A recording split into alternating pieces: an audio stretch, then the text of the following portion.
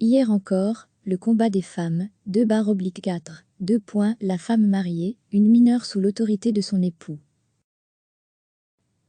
Hier encore, la femme mariée devait légalement obéissance à son mari, son infériorité était gravée dans le Code civil. Il a fallu attendre 1978 pour que les époux soient pleinement égaux devant la loi. Le Code Napoléon, notre Code civil à partir de 1804, nomme le mari chef de famille. Une fois mariée, la femme perd toute capacité juridique, elle devient mineure, au même titre qu'un enfant. Napoléon écrivait lui-même « La femme est donnée à l'homme pour qu'elle lui fasse des enfants, elle est sa propriété, comme l'arbre à fruits est celle du jardinier. » Cela a des impacts très concrets dans la réalité. Dans une émission de la RTBF sur le combat des femmes pour l'égalité, 1998, Aimé Bologne le maire témoigne. Pour être opéré – j'ai été opéré en 40, il fallait l'autorisation du mari, pour ouvrir un compte en banque aussi, il fallait toujours l'autorisation du mari. Nous devions toujours tendre la main, c'était très désagréable pour les femmes. À lire aussi, quand la pilule se passait sous le manteau dans une autre archive, Marlise Ernst-Henrion, avocate spécialisée dans le droit des femmes, pointe l'absurdité du code. Elle était déjà avocate avant de se marier en 1933, mais son mari a dû se rendre au greffe pour l'autoriser à exercer cette profession. Les femmes sont éligibles à tous les niveaux de pouvoir depuis 1920, elles obtiennent le droit de vote aux législatives en 1948, mais il faut encore attendre 10 ans pour que le mariage cesse de faire d'elles des mineurs, des incapables. Le combat, porté notamment par la sénatrice Georgette Sisley, est long. Les débats parlementaires apportent leur lot de réflexions machistes. En supprimant la notion de chef de famille, on craint l'anarchie, la dislocation de la famille. Mais en 1958 donc, le législateur finit par supprimer la puissance maritale et consacrer l'égalité des époux. Les femmes vont pouvoir travailler sans autorisation maritale, c'est déjà énorme, explique Catherine Jacques, historienne. Symboliquement, c'est aussi important, car elles ne sont plus assimilées à des mineurs. Elles peuvent signer des actes, sans que leur mari ne doive contresigner. Mais c'est vrai qu'il faut attendre 1976 et la refonte des régimes matrimoniaux pour que l'abolition de cette puissance maritale soit effective pour l'ensemble des femmes. Sans changement des régimes matrimoniaux, des contrats de mariage, seules les femmes mariées sous régime de séparation de biens peuvent gérer leurs avoirs. Or, elles sont encore extrêmement rares à l'époque et, même elles doivent se battre pour faire respecter leurs droits. Jacqueline Rossevort, 70 ans aujourd'hui, était justement mariée sous séparation de biens à l'époque. Elle se souvient des difficultés qu'elle a malgré tout rencontrées à la banque. En 1971, je vais ouvrir un compte parce que je travaille et je veux pouvoir recevoir mon salaire. J'avais pris mon contrat de mariage avec moi parce que je savais qu'il me permettait d'ouvrir un compte en banque sans l'autorisation de mon mari. Mais là, je me suis retrouvée face à un employé qui exigeait la preuve du consentement de mon mari. Il faut donc attendre 1976 et la réforme des régimes matrimoniaux pour que la suppression de la puissance maritale soit effective. Il faut par ailleurs attendre 1974 pour que les femmes mariées partagent complètement l'autorité sur leurs enfants. Et il faut aussi attendre 1974 pour que la loi ne traite plus l'adultère différemment, selon qu'on est un homme ou une femme. Jusque-là, un homme peut demander le divorce si sa femme le trompe ou que ce soit. Une femme, par contre, ne peut demander le divorce que si son mari la trompe sous leur propre toit, au sein du domicile conjugal. Ça répond à la logique de la double morale, détaille Catherine Jacques. L'homme a droit à cette liberté sexuelle parce qu'il ne risque pas de porter un enfant. La femme qui commet un adultère, elle, risque d'être fécondée par un autre homme que son mari.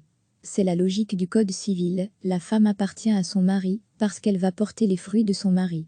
En épousant Michel, je devenais automatiquement italienne, il faudra attendre encore beaucoup plus longtemps pour que les femmes belges mariées à un étranger ne perdent plus leur nationalité.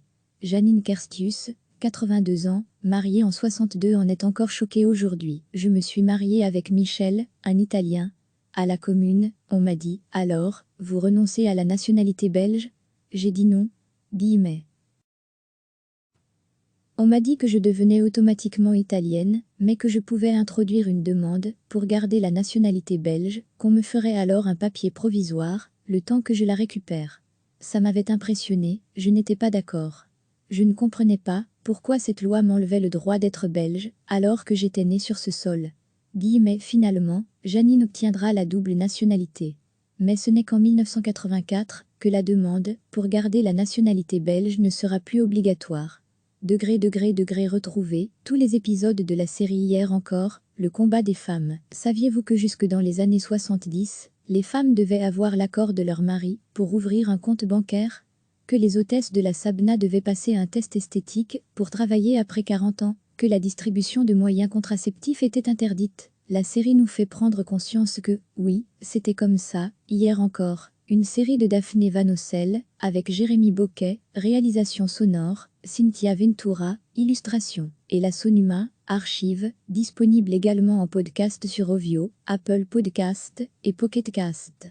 Recevez chaque matin l'essentiel de l'actualité. Hier encore, la femme mariée devait légalement obéissance à son mari, son infériorité était gravée dans le Code civil. Il a fallu attendre 1978 pour que les époux soient pleinement égaux devant la loi. Le Code Napoléon, notre Code civil à partir de 1804, nomme le mari chef de famille.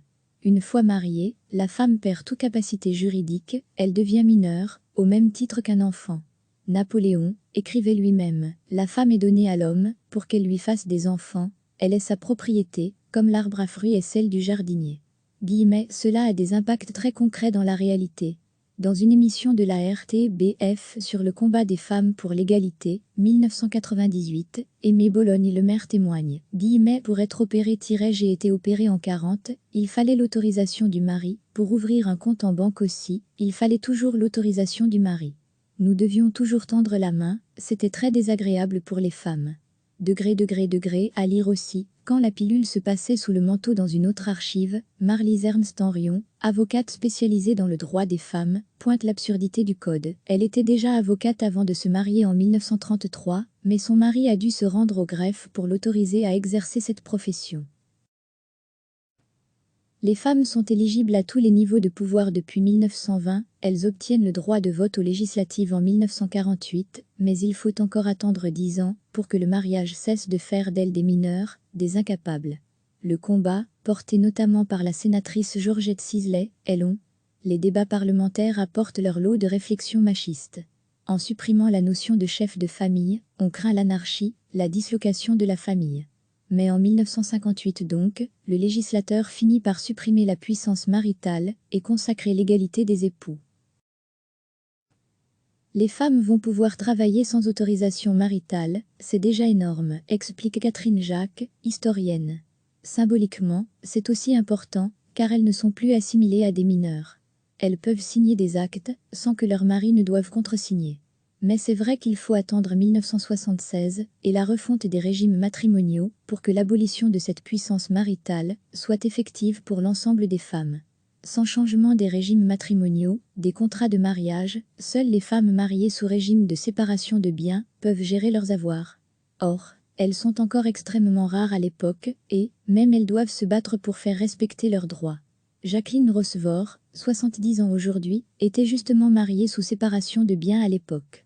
Elle se souvient des difficultés qu'elle a malgré tout rencontrées à la banque. En 1971, je vais ouvrir un compte parce que je travaille et je veux pouvoir recevoir mon salaire. J'avais pris mon contrat de mariage avec moi parce que je savais qu'il me permettait d'ouvrir un compte en banque sans l'autorisation de mon mari. Mais là, je me suis retrouvée face à un employé qui exigeait la preuve du consentement de mon mari. Il faut donc attendre 1976 et la réforme des régimes matrimoniaux pour que la suppression de la puissance maritale soit effective. Il faut par ailleurs attendre 1974 pour que les femmes mariées partagent complètement l'autorité sur leurs enfants. Et il faut aussi attendre 1974 pour que la loi ne traite plus l'adultère différemment, selon qu'on est un homme ou une femme.